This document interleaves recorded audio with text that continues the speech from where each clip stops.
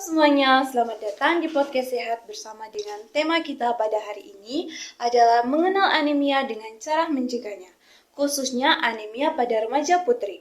Saya, Oktaviani, yang akan menemani dalam episode kali ini. Hari ini kita akan membahas masalah kesehatan yang sering terjadi tetapi masih kurang mendapat perhatian, terutama di kalangan remaja putri, yaitu anemia.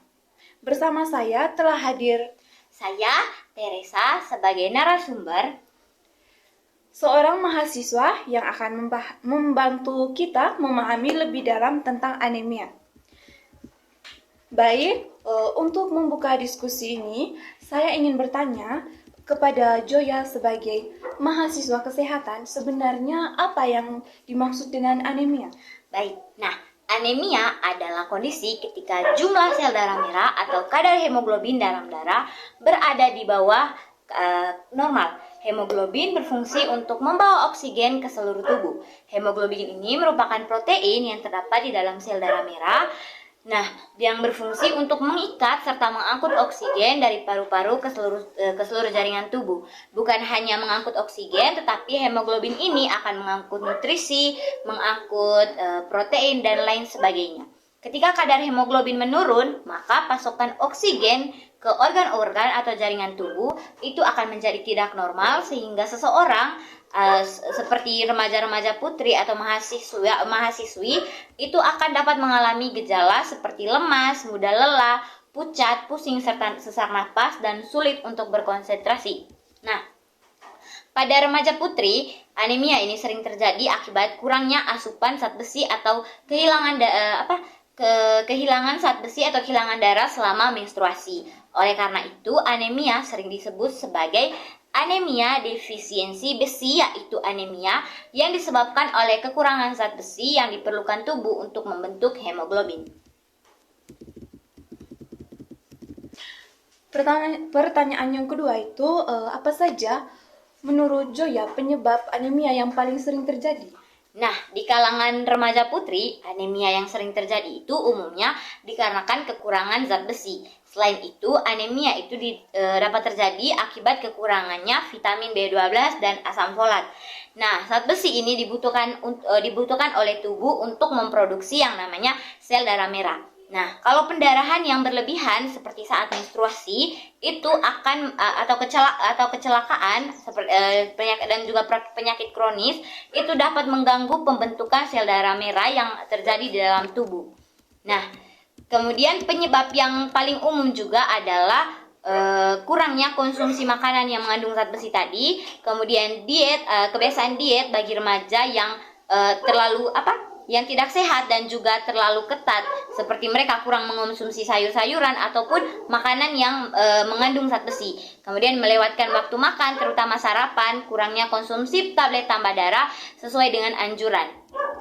Dan pertanyaan yang ketiga itu, bagaimana cara untuk mencegah terjadinya anemia pada remaja putri?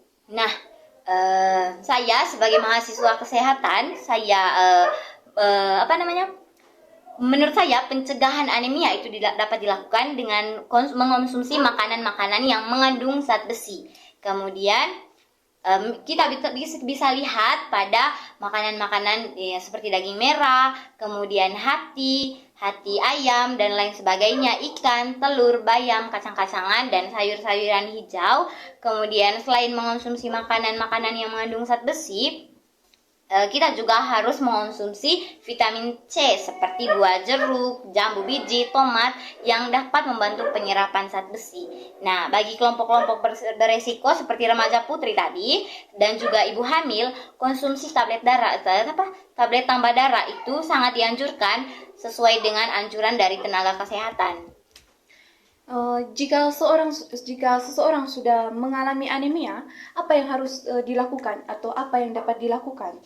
Kalau orang-orang yang mengalami anemia, mereka itu seharusnya memeriksakan kesehatannya kepada tenaga-tenaga kesehatan. Nah, itu.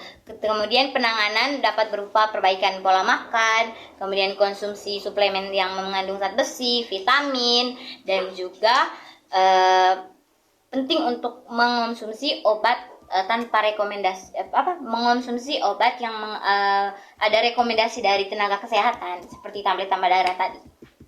Tuh. Lalu, mengapa anemia pada remaja putri itu menjadi topik yang penting untuk dibahas? Nah, jadi anemia pada remaja putri ini cukup menarik karena remaja putri mereka itu merupakan salah satu kelompok yang paling rentan untuk mengalami yang namanya anemia atau kekurangan darah, kekurangan hemoglobin. Nah, pada masa remaja terjadi pertumbuhan yang sangat cepat sehingga kebutuhan zat besinya itu meningkat. Selain itu, remaja putri itu akan mengalami menstruasi yang dapat menyebabkan kehilangan darah setiap bulannya. Jika kebutuhan zat besinya itu tidak tercukupi atau terpenuhi, maka risiko anemia akan semakin meningkat. Dan seberapa besar juga masalah anemia pada remaja putri untuk sekarang? Kira-kira yang saya ketahui berkaitan dengan tingkat anemia pada remaja putri saat ini masih cukup tinggi karena banyak remaja yang mereka tidak menyadari bahwa dirinya itu mengalami anemia karena mereka menganggap gejala yang dirasakan seperti pusing itu merupakan hal-hal biasa karena padahal jika tidak ditangani itu menjadi anemia dan bahkan akan mempengaruhi kesehatan remaja-remaja di Indonesia. Saat ini ada program pemberian tablet tambah darah untuk remaja putri. Jadi, mengapa program itu penting? Baik, ini tablet tambah darah seperti yang kita ketahui bersama itu dia mengandung zat besi yang dimana zat besi itu akan membantu untuk proses pemenuhan kebutuhan zat besi dalam tubuh dan mencegah yang namanya anemia. Nah, program ini sangat penting karena kebutuhan zat besi remaja putri itu cukup tinggi. Dengan mengonsumsi tablet tambah darah secara rutin sesuai dengan anjuran dari tenaga kesehatan, risiko anemia itu dapat berkurang secara signifikan meskipun akan secara bertahap dia kurangnya. Oke, terima kasih karena sudah menjelaskan tentang anemia. Jadi mungkin ada pesan yang ingin disampaikan kepada remaja putri yang sedang mendengarkan podcast hari ini. Oke, baik. Nah, pesan singkat dari saya ingin mengajak seluruh remaja putri untuk lebih peduli terhadap kesehatan diri sendiri.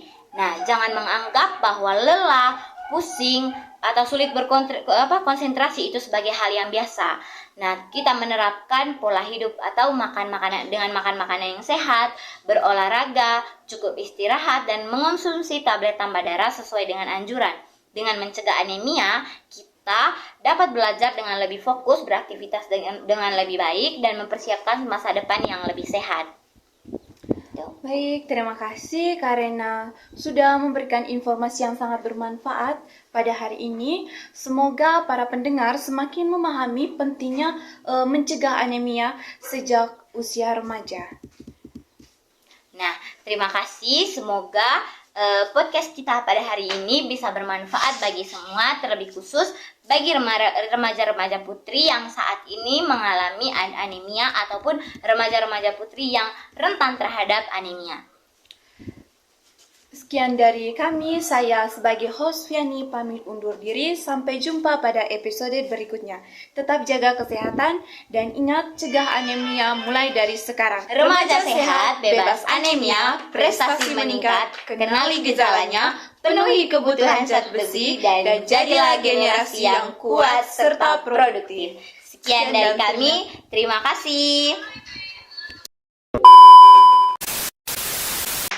Halo semuanya, selamat datang di podcast Sehat. Senang sekali saya bisa menemani kalian pada hari ini. Perkenalkan, saya Teresa dan pada episode kali ini kita akan membahas salah satu organ yang paling penting dalam sistem pencernaan, yaitu lambung atau gastrointestinal.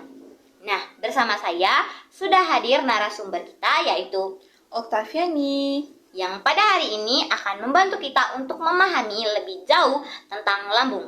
Nah, halo Kakak Viani, bagaimana kabarnya hari ini? Halo, kabar saya baik. Terima kasih sudah mengundang saya di podcast hari ini.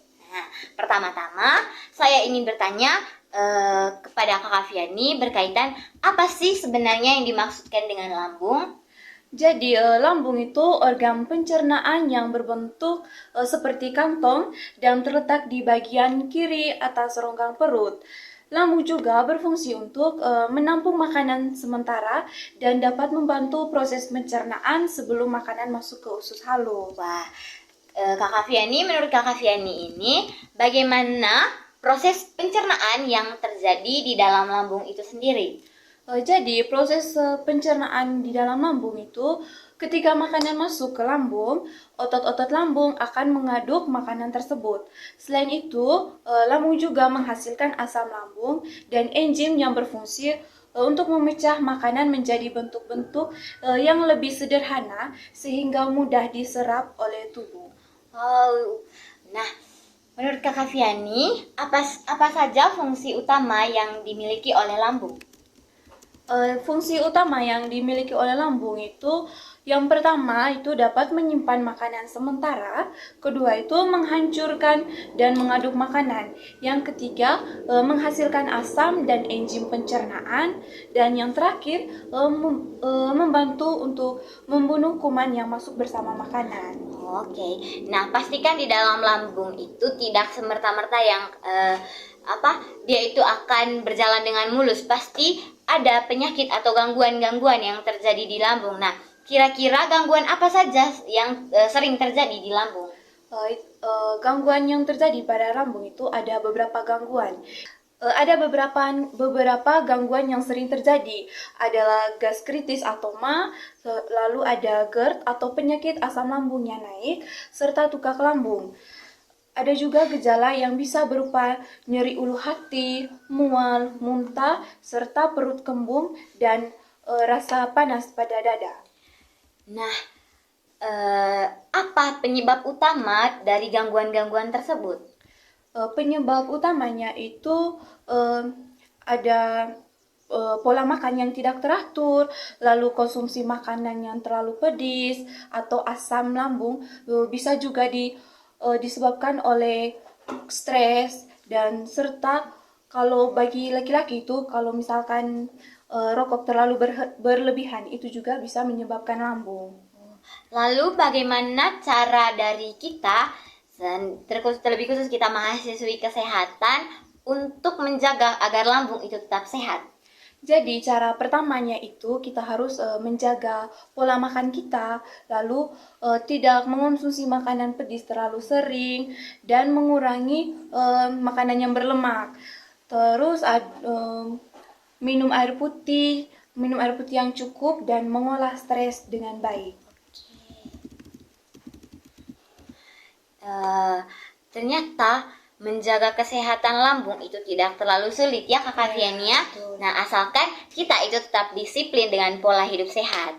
Nah, betul sekali, karena pencegahan lambung itu lebih baik daripada mengobatinya. Oke, nah baik, tidak terasa kita sudah sampai di akhir podcast kita. Terima kasih banyak kepada narasumber kita Kakak Fiani atas informasi yang sangat bermanfaat pada hari ini. Sama-sama, terima kasih juga karena telah mengundang saya di podcast kali ini. Semoga informasi yang disampaikan dapat membantu pendengar untuk lebih peduli terhadap kesehatan lambungnya. Oke, jadi untuk teman-teman yang mendengarkan, jangan lupa untuk menjaga pola makan dan gaya hidup sehat. Agar apa?